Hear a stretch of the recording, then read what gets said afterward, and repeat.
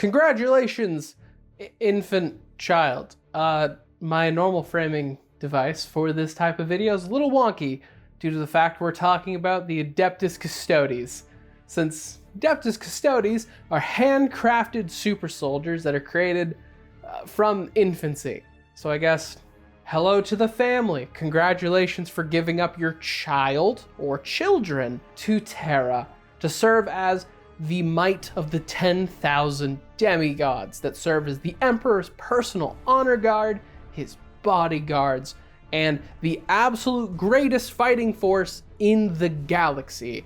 Don't even try to debate me on this, it is true. They are the best of the best warriors, but also the greatest scholars, poets, artists on all front, geniuses in every regard, the coolest army in the game. My absolute favorite. I love them so much. They're my favorite. A lot of good reasons to discuss what can you expect becoming a custodian? What's the training like? What are the career opportunities gonna look like in the Adeptus Custodes? Which are all things I'm gonna answer here today. Thank you to all my channel members for making these videos possible. And a special shout out to Christian Voorhees for subscribing at the highest level. This level of support truly helps the channel, so it is greatly appreciated. Which, the creation of the Adeptus Custodes. Each creation is an individual process. A process that is super arcane, super tough, super hidden and secret. It is super complicated. Like I mentioned earlier, it is done at infancy. Handcrafted creations. There's a reason why they are known as the Army of 10,000. It is so specific and difficult that you can't really have a lot of them.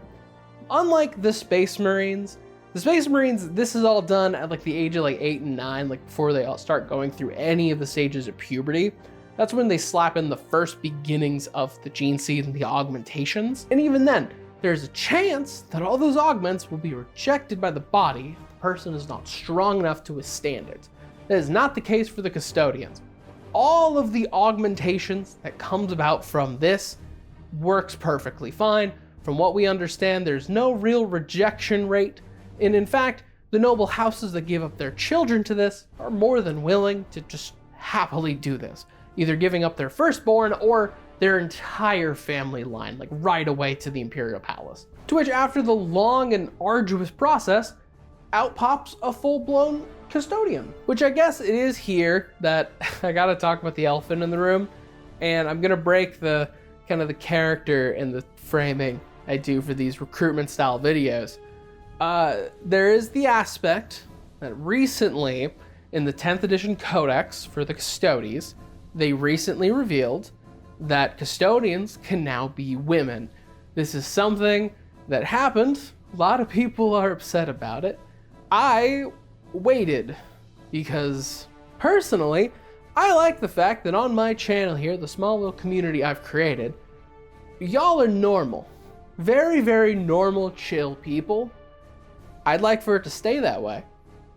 So I waited for some of the more angry members to hopefully calm down. So I am just going to talk about this very candidly, my actual opinions on this and how I feel about the entirety of this. We'll see how this goes. To be completely honest, my real response to the news that there are now female custodians was a very solid, this is me reading my phone when I rolled over, saw the news on Twitter. And then I rolled over and went to work. Because I'm, an adult and I have real things going on in my life. I don't know, it's really hard for me to understand having a really strong emotional reaction to this, because it feels like a real big non-issue. And also, I guess me in general, I find it really difficult to care about things that don't have a tangible and physical reaction or impact on my actual life. So I don't really get mad at games or anything like that. But other than that, also just the news wasn't even that crazy. I don't know. Because the news it was actually retconning was a blurb from the 8th and 9th edition Codex saying that it was their firstborn sons for the noble houses, which is such a non-thing. It's not even that major. The Space Marines at least have a larger point about genetically they have to be male for such and such reasons with the gene seed. The part I do actually understand being annoyed about though is the fact that Games Workshop did the good old they were here the whole time thing, which is annoying. I think people are being hyperbolic and weird, calling this like a gaslighting attempt or something. In all honesty, this is Games Workshop's favorite move. It's the easiest method of retconning. They do it all the time. They did it with Necrons. No, Necrons were never Terminator ripoffs. They were cool Egyptian skeletons the whole time. Catan were always in their weird Pokeballs. The Tau were here the whole time, 100%. They definitely didn't just get invented at like, I don't remember, what was it, like 5th edition? I don't remember. Yeah, the Gene Stealers, they were always Tyranid offshoots, 100%, were always that. So on and so on and so on, I can name thousands. But in reality, they're dodging a really cool story concept of like, man, maybe it would be a really cool story to talk about the first couple like female Space Marines that join in because maybe Gilliman changed the law and now you have to adjust for an interesting story about the Custodians adjusting to a culture change. That'd be kind of interesting, but a story I think Games Workshop wouldn't want to touch with a 10-foot pole. That sounds a little too political for their marketable brand. So yeah, I don't think it's that big of a deal, to be completely honest. I think a lot of people are overblowing it into some weird lenses. So yeah, that's my opinion.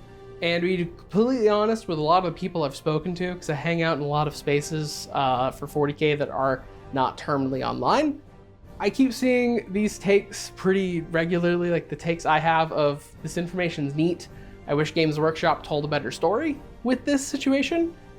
It's just these are the people who aren't going to be shouting it to, you know, everyone who will listen because they're kind of sitting back and just, you know, building minis and reading the lore. But, you know. So anyways, back to the actual subject at hand. So the Adeptus Custodes, like I mentioned, are the best of the best, both militarily and just intelligently. Because the Emperor wanted soldiers. He wanted his dope-ass soldiers to fight with him. However, he also really wanted to make sure that they were intelligent enough to do so and to serve as his advisors. It's actually like the quote. I'll put the exact quote up right here. You shouldn't separate your warriors and your scholars because then all your thinking is done by cowards and all your fighting is done by idiots. It's really leaning heavily on that idea because every single custodian is a genius in their own right. So if the Emperor had a genuine issue and he needed some advice, he could turn to his custodians and get some legitimate like counsel, which is a great thing they serve. And other than that, they do their job, they do it well, but they're not a standing army. They fight really well. They're bodyguards. At the end of the day, they stand guard, they stand watch. That is their job. So the times where they do actually fight as a military force, the Custodians have noted, it feels deeply weird because the Custodians are trained to fight very individually. They are all characters, like is shown on the tabletop really well too. They're individual heroes, essentially. So when they band together as like a platoon, they're all like, this feels crazy. And then they find that they have their commanding officer and they're like, I didn't even know I had one of those. That's wild. Especially once it actually came to the 41st millennium when they even were allowed to leave the Imperial Palace. So that was an even bigger culture shock. But once you're actually going through all that training and you get to become a full custodian, the first thing you were gifted is what is known as a Misericordia, which is also known as the Blade of Mercy.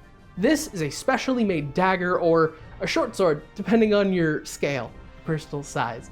This is a dagger that is master crafted, absolutely fantastic, rumored to be handmade by the Emperor himself, and also built from an old tradition he stole from a Terran tribe that he conquered. This Misericordia is built to be a blade of mercy. It's something you do for the finishing stab, but it is also a symbol of rank that you are part of the Custodian Guard. And it is also specially crafted and used to kill traitors. God, they want to plunge this into the hearts of every single one of the Black Legion for what they did to Cadia. And then of course there's the most famous of the Custodian training regiments, which is known as the Blood Games. Now, the Blood Games, at their most simple, is just a training regimen where the Custodians will kind of separate themselves into two main groups, where some Custodians will do mock assassination attempts on the Emperor's life. They will go out, and then they will try to break into the Imperial Palace to kill the Emperor. This has actually been done for a long-ass time, even when the Emperor was still a man with flesh. And every other member of the Custodes will keep an eye out and stop this assassination attempt. This is done both to make sure everyone's in tip-top shape, but also to probe the palace and Terra constantly for any weakness in its defenses so they can immediately patch it up. I think when you hear this, you kind of think of some organized thing. That's at least how I always pictured it when I heard just it reduced down to like what the blood games were. Like some big, all right gang, let's get together for a good old jolly blood games. No. Blood games are constantly happening. The blood games is kind of a thing where you send out maybe like 50 custodians. And I'm talking on a scale that's planet-wide, system-wide.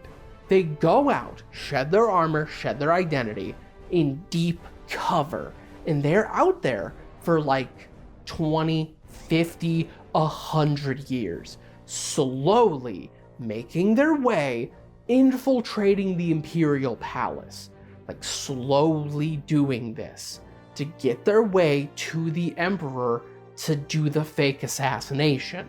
It takes a while. It is a complicated process. There is a short story in the Horus Heresy where it goes through like the actual blood games process. It's really cool.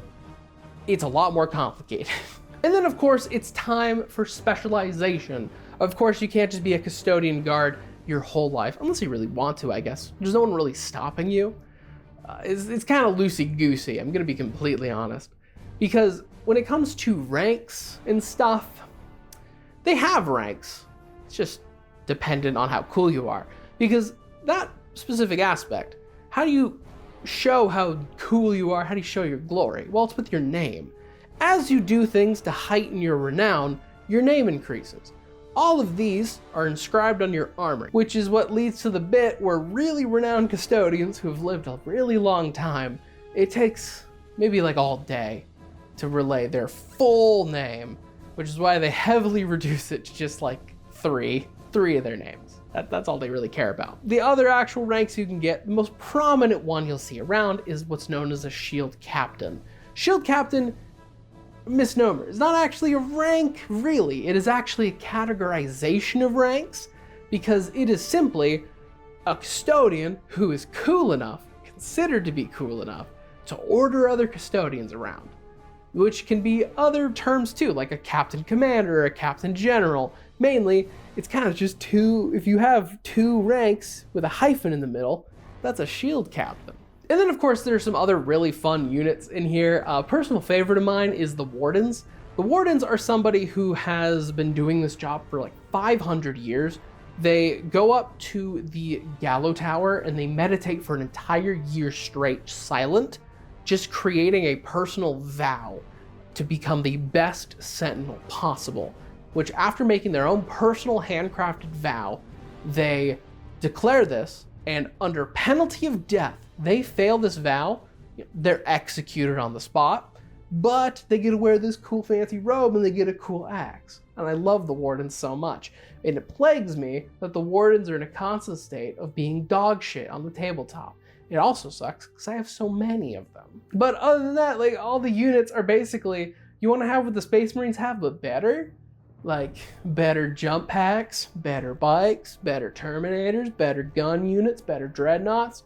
We got everything over here. And then of course, it's all about your shield companies and your shield hosts. That's the other aspect. Who do you join up with? Who do you hang out with?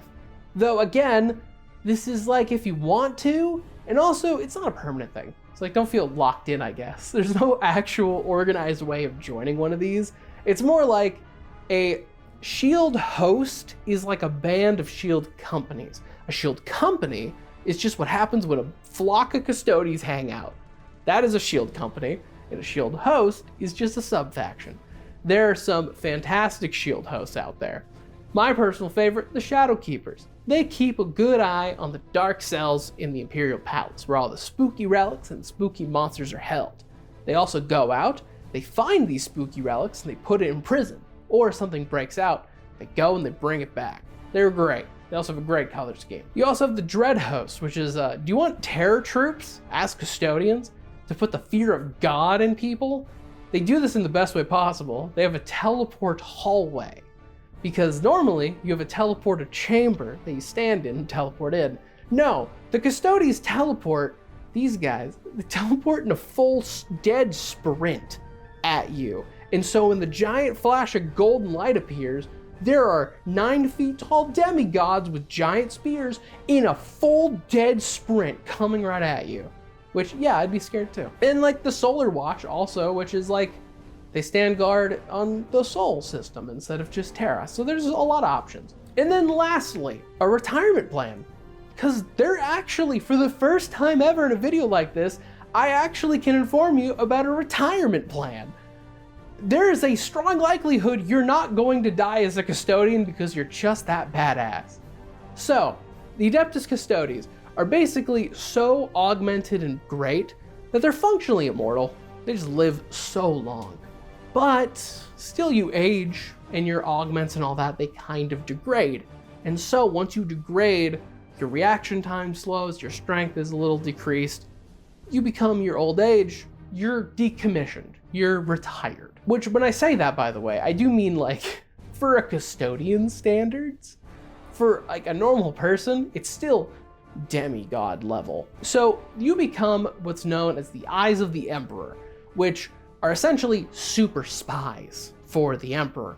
Also, another group that can join this are those that are too injured to take part. Someone who is so badly injured they maybe lost like some limbs, or they're just too injured to be part of the custodians, but not on life support where they need to get tossed into a dreadnought. However, if you're part of this retirement plan, you can actually petition to be slapped in a good old dreadnought suit and go right back out to war, which a lot of them do like that plan. That does sound based as fuck. Doing this in this position, you shed your armor, go in the galaxy, and you set up spy networks, criminal syndicates, a whole lot of stuff. With the main aspect of you have all this shit, and you can immediately send word right back to the Captain General the moment something is brewing in Terra or in the Sol system or wherever. So the moment something might happen, or right before it's gonna happen, the custodians can swing on over and get shit handled.